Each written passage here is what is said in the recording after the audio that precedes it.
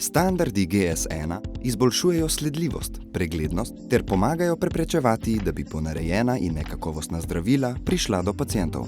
Vsako zdravilo je pri proizvodnji opremljeno s črtno kodo, ki vključuje identifikacijsko številko in številko serije, datum izteka uporabnosti in serijsko številko.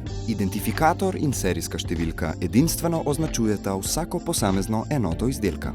Ko se izdelki pakirajo v škatle, nato pa na palete za pošiljanje, se podatki iz črtnih kod zabeležijo.